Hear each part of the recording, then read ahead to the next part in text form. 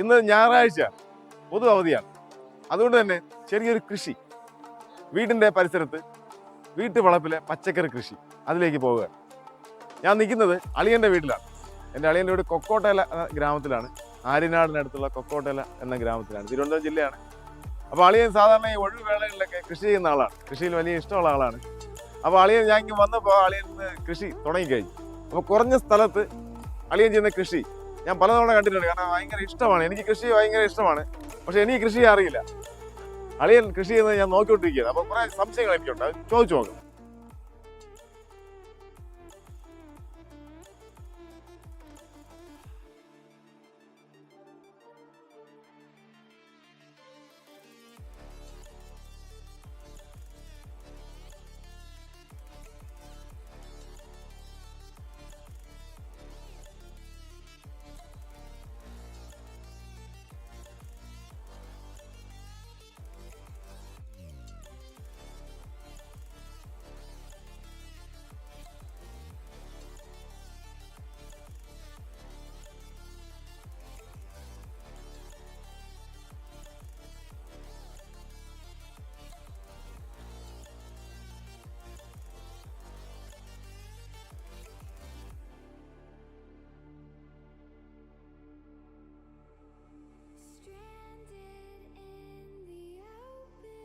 അളിയ പറഞ്ഞു നമ്മളെ ചാനലിലേക്ക് സ്വാഗതം.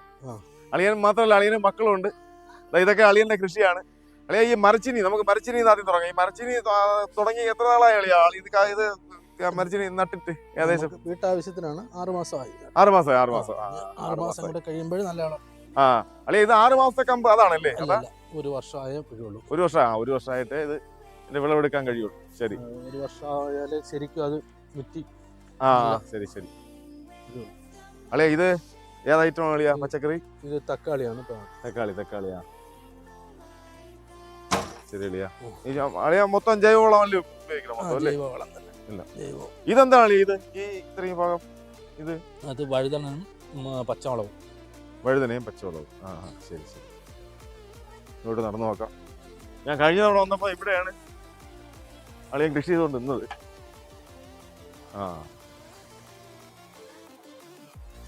അളിയൻ മാത്രമല്ല, അളിയൻ്റെ മക്കളും നല്ല കൃഷിയിൽ താല്പര്യമുള്ളവരാണ്.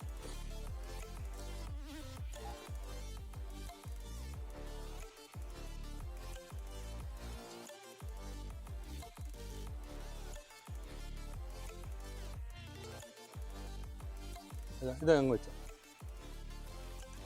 വഴുതനം അതെല്ലാം പറത്തിരിക്കുന്നത്.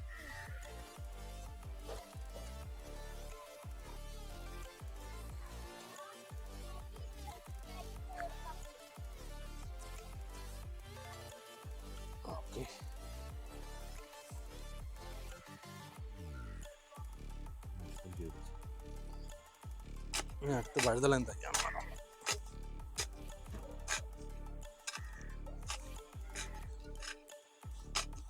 കഴിഞ്ഞ കൃഷിയിൽ നമുക്ക് ഒരുപാട് കിട്ടി. വഴുതല നമുക്ക് ശരിക്കും കിട്ടി. ശരി ശരി. കുറെ വിൽക്കുകയും ചെയ്ത് നമ്മൾ ഇട്ട ആവശ്യത്തിന്. ശരിയാ.